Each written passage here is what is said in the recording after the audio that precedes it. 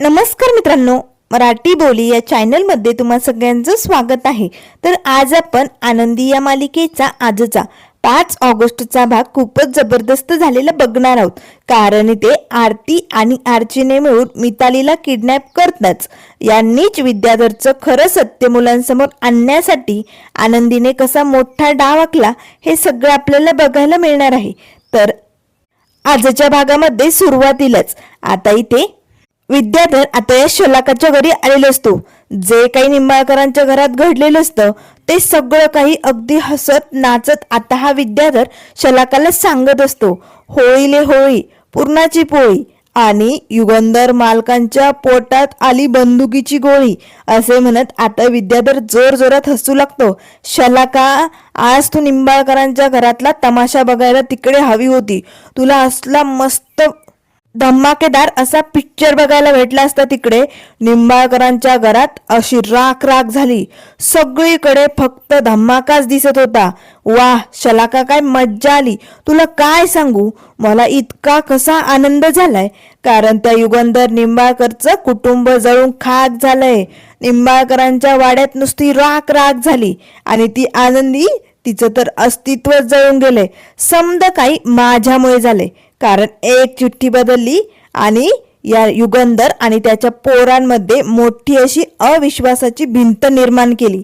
आता ती पोरं युगंधरवरती कधी बी विश्वास ठेवणार नाही आणि कधीच युगंधरच्या जवळ येणार नाही. त्यांच्यातलं हे नातं कायमच संपवलंय मी. त्यांच्या या नात्यात मोठी भिंत उभी केली. त्यामुळे शलाका, आज मी लय खुश आहे असे म्हणत आता हा विद्याधर जोर जोरात नाचायला सुरुवात करतो. तेव्हा शलाका लागते, नाचतोय का विद्याधर? अरे एडा आहेस का, खोळा आहेस तू? अरे हरभऱ्याच्या झाडावरती चढू नको विद्याधर, तुला कळतंय का? अरे ती आनंदी कशी आहे तुला माहिती आहे ना. ती पोरांच्या मागे पुढे करणार आणि मग ही पोरं तिला जाब विचारणार, तू मामच्या बापाशी लग्न का केलं? हा जाब या पोरांनी तिला विचारल्यानंतर मग ती आनंदी सगळं काही खरं खरं सांगणार. कशी परिस्थिती आली होती तिच्यावरती, तू तिच्या अंगावरती हात टाकण्याचा प्रयत्न केला, तिचं जगणं मुश्किल केलं होतं, त्यांना किती त्रास दिला होता आणि तुझ्यापासनं आनंदीला वाचवण्यासाठी युगंधरने कसं सगळ्या जगासमोर तिच्याशी लग्न केलं. हे सगळं जेव्हा या पोरांना ती सत्य सांगेन ना, तेव्हा पोरं मात्र तुझ्या विरुद्ध उभी राहतील आणि आनंदीची बाजू घेतील. कळतंय का तुला बिंडोक नाहीतर विद्याधर? तेव्हा विद्याधर घाबरतो. अरे बापरे शलाका, याचा तर मी विचार केलाच नाही. हे तर तू 100% खरं बोलायली. जर पोरांना हे समज कळालं त्यांचा काका कसला वागलाय ते, तर पोरं मग युगंधर आणि आनंदीच्या बाजूने जाणार. नाही नाही नाही नाही, असं होऊन चालणार नाही शलाका, काहीतरी करावं लागेल. आता तर माझं डोकंच बंद पडलंय. त्यावर शलाका म्हणू लागते, विद्याधर काळजी करू नको. अरे जिथे तुझं डोकं विचार करायचं बंद पडतंय ना, तिथे माझ्या खेळाला सुरुवात होते. आता बघ, मी असा मोठा डाव टाकणार आहे ना की या युगंधरचं आणि त्या आनंदीचं कुटुंब जळून खाक होणार. त्यावर लगेच आता विद्याधर म्हणू लागतो, शलाका पण कसला डाव आहे नेमकं, मला सांगशील का? तू काय करणार आहे? त्यावर शलाका म्हणू लागते, काळजी करू नको विद्याधर, एक गाव 2 तुकडे. या शलाकाचा धमाका काय असतो ना ते तिला लवकरच कळेल आणि मग या निंबाळकरांच्या घरात सगळ्या त्या कुटुंबाची अशी राख राख होणार. असे म्हणत आता विद्याधर पुन्हा नाचायला सुरुवात करतो. होणार शलाका, असंच होणार असे म्हणत दोघेही खूपच खुश झालेले असतात. तर त्यानंतर इकडे आता मालक साहेब आपल्या रूम मध्ये आता समिधाची पेंटिंग काढत असतात. कारण मुलांनी आज मालक साहेबांच्या रूम मधले सगळे फोटोज काढून नेलेले असतात. पण मालक साहेबांच्या मनात समिधाचं जे रूप असतं ते सगळं मालक साहेबांनी कागदावरती आता उतरवलेलं असतं. मालक साहेबांना मात्र आता ते पेंटिंग करत असताना मुलांबरोबरचे सगळे काही क्षण आठवतात. जेव्हा या घरात मुलं पहिल्यांदा आली होती तेव्हा त्यांनी कसं होम हवन थांबवलं होतं. वर्षश्राद्धाच्या दिवशी किती तमाशा झाला होता. पण त्यानंतर हळूहळू आनंदीने कसं त्यांना एकत्र आणण्याचं काम केलं आणि मुलं आणि मालक साहेब एकत्र आली. मालक साहेबांनी पृथ्वीसाठी एवढा मोठा इव्हेंट सोहळा ठेवला होता. त्या सोहळ्यामध्ये पृथ्वी मितालीने कसा मालक साहेबांचा सत्कार केला, मालक साहेब त्यांच्या पाठीशी कसे खंबीरपणे उभी राहिले, हे सगळे क्षण त्यांच्या डोळ्यासमोर त्यांना आठवत असतात. पण आज मात्र मुलांनी माझ्या बरोबरचे असलेले सगळेच फोटो जाळून टाकले. फॅमिली ट्रीला आग लागली आणि त्यानंतर फॅमिली ट्रीमध्ये असलेले सगळे फोटो कसे जळून खाक झाले. सगळं काही संपलं. मुलं किती भडकली होती. आणि त्यानंतर मुलांनी कसे मालक साहेबांच्या रूममधले सगळे फोटोज काढून नेले. पण समिधा, मला हे सगळं बघून वाईट नाही वाटलं ग. अगं पोरच आहेत ती, त्यांच्या मनात राग आहे ना, म्हणून अशी वागतायत. राग गेले ना की शांत होतील आणि पुन्हा माझ्याकडे येतील. पण मला वाईट जास्त याचं वाटलंय की समिधा, तुझे फोटो माझ्या रूममधनं नेलं म्हणून तू माझ्या मनातनं गेली असं नाही होत ग. तू माझ्या हृदयात बसली समिधा, आणि तुला माझ्यापासनं कोणीच दूर करू शकत नाही, कारण माझं फक्त तुझ्यावरती प्रेम आहे. पण हे पोरांना कधी कळणार आहे? त्यांचा मोठा गैरसमज झालाय, आणि हा गैरसमज कसा दूर करायचा ना समिधा, मला तेच कळत नाहीये. असे म्हणत आता मालक साहेब समिधाच्या फोटोकडे एकटक बघत असतात. तर त्यानंतर इकडे आता आनंदी आता हॉलमध्ये आलेली असते. आता आनंदी विचारात गोंधळलेली असते. तिला काय करावं काही सुचत नाही. तिलाही आता मुलं किती मालक साहेबांवरती भडकलेली असतात, कसं फॅमिली ट्रीला आग लागलेली असते, हे सगळे क्षण तिला आता सारखे सारखे अगदी गोंधळून टाकत असतात. आनंदीला काय करावं, कसं मालक साहेब आणि मुलांमधलं नातं ठीक करावं तेच कळत नाही. आणि त्यानंतर शिल्पाताई आनंदीवरती भडकलेली असते. फक्त तुझ्या एका चुकीमुळे हे सगळं झालंय. आणि मालक साहेबही आनंदीला म्हणालेले असतात, काय गरज होती तुला हे सगळं करायची? अगं सगळं काही ठीक चालू होतं ना या घरात, आनंदाचे सुखाचे दिवस आले होते ना, मग तुझ्यामुळे झालंय. त्यावर आनंदी म्हणू लागते, काय करू मी, मला काहीच सुचत नाहीये. मुलं मालक साहेबांपासनं अशी दूर गेलेली मी नाही बघू शकत. काय करू मी? असे म्हणत आता आनंदी अगदी खचलेली असते. आनंदीला अतिशय असं चक्कर आल्यासारखं झालेलं असतं. आनंदी धपकन खाली पडणार. तेच आता तिच्या बहिणी आर्ची आणि आरतीताई तिकडे पोहोचतात आणि पटकन लगेच त्या आनंदीला पकडतात. आनंदी, आनंदी, अगं तू ठीक आहेस ना? काय झालंय तुला? तुला बरं वाटत नाही का? तेव्हा लगेच आता आनंदी म्हणू लागते, आरतीताई तुम्ही दोघी यावेळेस इकडे काय करतायत? तेवढ्यात लगेच आता आरतीताई म्हणू लागते, छायाताईंनी जे काही घडलंय ते सगळं सांगितलंय आम्हाला. आनंदी तू ठीक आहेस ना? त्यावर आनंदी म्हणू लागते, आरतीताई बघ ना ग, अगं काय होऊन बसलंय ग, मी हारले ग आरतीताई, सगळं काही संपलं. आता मी हे सगळं कसं सावरू ना तेच कळत नाहीये. मला ना आता अगदी हरल्यासारखं वाटतंय. त्यावर लगेच आरती म्हणू लागते, आनंदी, अगं वेडी आहेस का तू? आबा जाधवांची नाते तू. अगं हारणं हा शब्द तुला माहितीच नाहीये आनंदी. आजवर तू प्रत्येक संकटाशी मात करून लढत आली आणि स्वतःच्या पायावरती उभी राहिली. आणि आनंदी, तू लगेच हार मानली. हे बघ, हार मानायची नाही आनंदी, लढत राहायचं. तुझ्या या बहिणी तुझ्या सोबत आहे, तुझ्या पाठीशी आहे, सगळं काही ठीक होणार आहे. त्यावर लगेच आरची म्हणू लागते, हो आनंदी दिदे, अगं तू तर अशी हार मानून कशी चालेल बरं? आजपर्यंत तू तुझं हे अंधार जग बाजूला ठेवून तू आम्हाला जगायला शिकवलंय का आनंदी दिदे?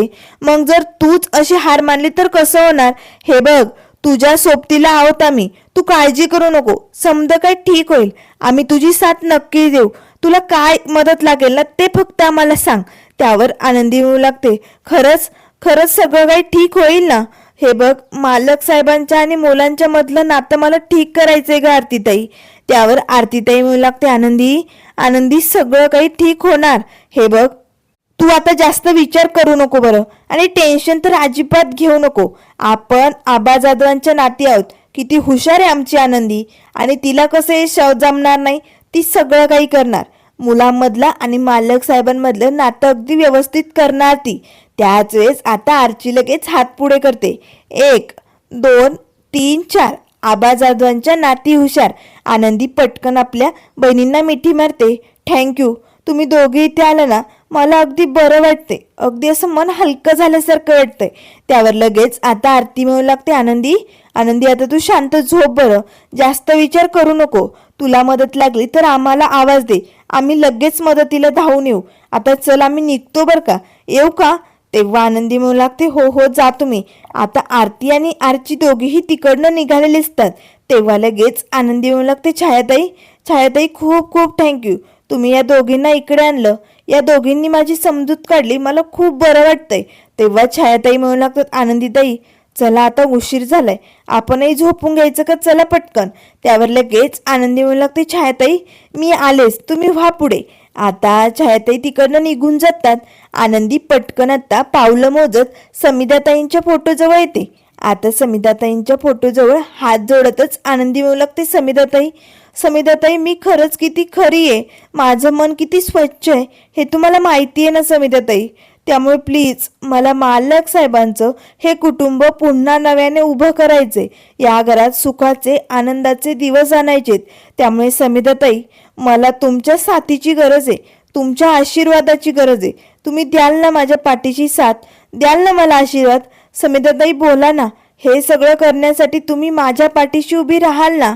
तेव्हा लगेच पाठीमागणं आता हा विद्याधर येतो. ए येडे आनंदी, अगं किती येडी आहेस का खुळी आहेस?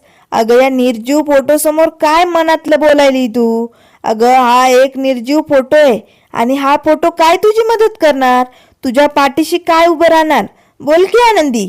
आता आनंदी मात्र लय भडकते आणि या विद्याधरकडे बघते. फोटो जरी निर्जीव असला ना तरी त्यातल्या भावना, त्यातले संस्कार आणि त्यातलं प्रेम मात्र खरंय. आता विद्याधर लगेच आनंदीकडे बघतो.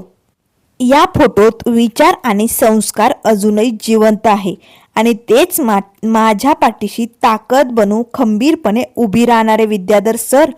तेव्हा विद्याधर हसू लागतो. या फोटोतले विचार आणि संस्कार तुझ्या पाठीशी उभी राहणार? ए आनंदी तुला कळतंय का, तुझ्यामुळे हे घर रस्त्यावर आलंय, हे निंबाळकरांचं कुटुंब रस्त्यावर आलंय ते फक्त तुझ्यामुळे आनंदी.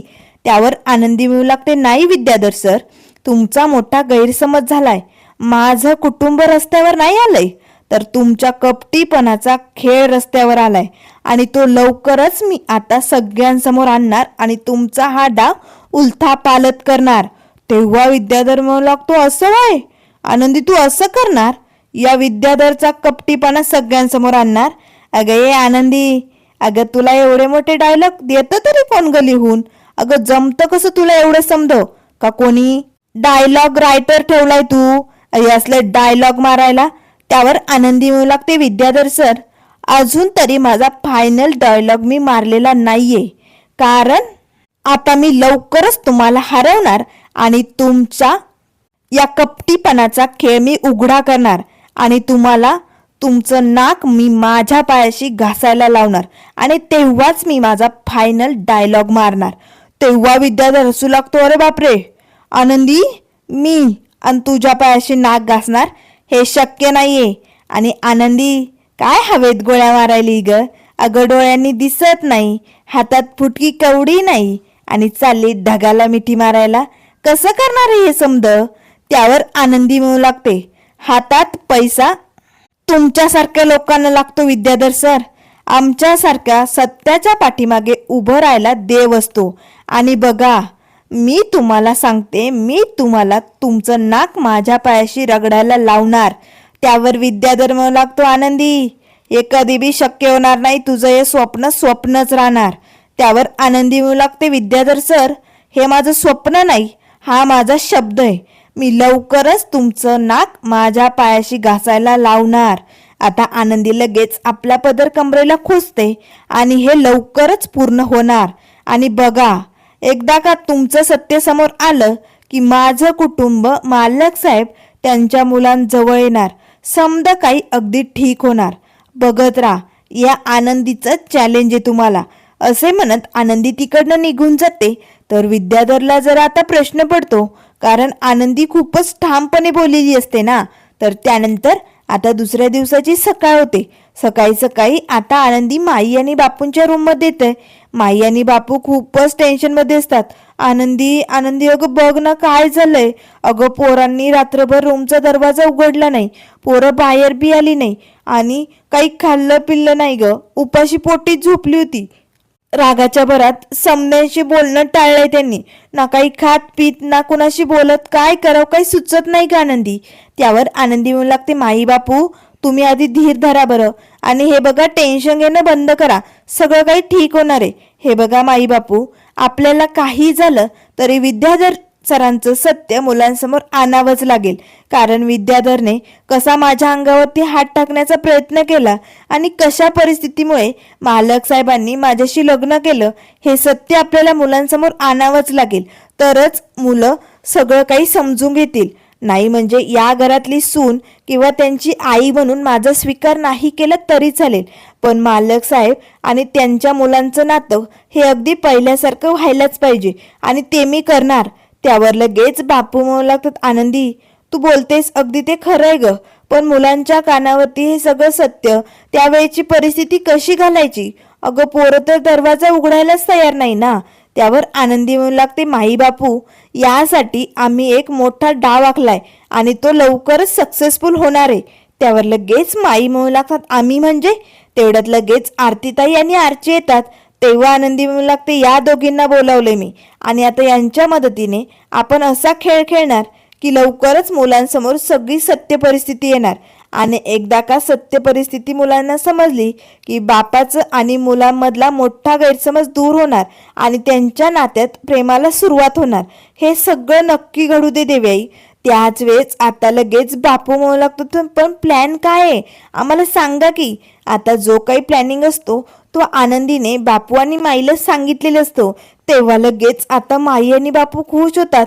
वा वा मस्त, एक नंबर सॉलिड. आनंदी तुझा आणि तुझ्या बहिणींचा हा प्लॅन नक्की सक्सेसफुल होणार बघ. विद्याधरचं सत्य पोरांसमोर येणार आणि मग पोरं आणि युगंधर मधलं नातं पहिल्यासारखं ठीक होणार, त्यांचा गैरसमज दूर होणार. तेव्हा लगेच माई म्हणू लागतात, देव करो आणि असंच हो, अंधारातही आपल्याला वाट सापडो. त्यावर आनंदी म्हणू लागते, माई बापू मला आशीर्वाद द्या, मी जे काही करायला निघाले त्यात नक्कीच आपलाच विजय हो आणि सत्याचा विजय व्हायलाच पाहिजे.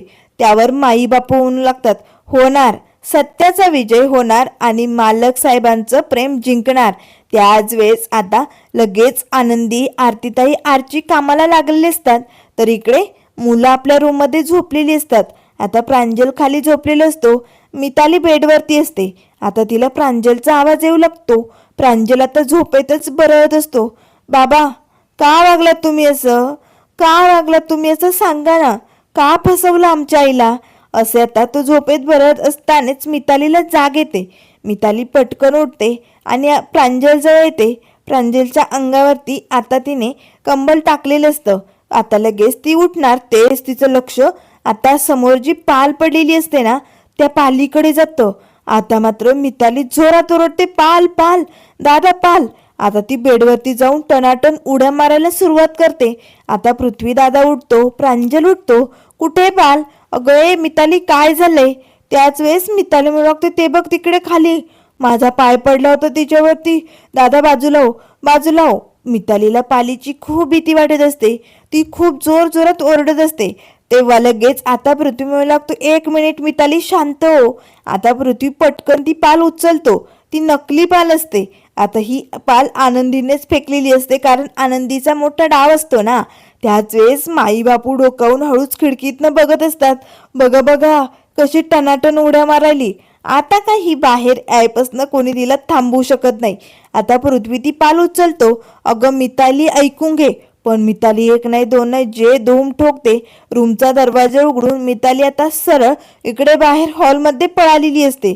आता पृथ्वी आणि प्रांजल तिला समजावून सांगत असतात, अगं ती खोटी पाले. पण मिताली ऐकायला तयार नसते.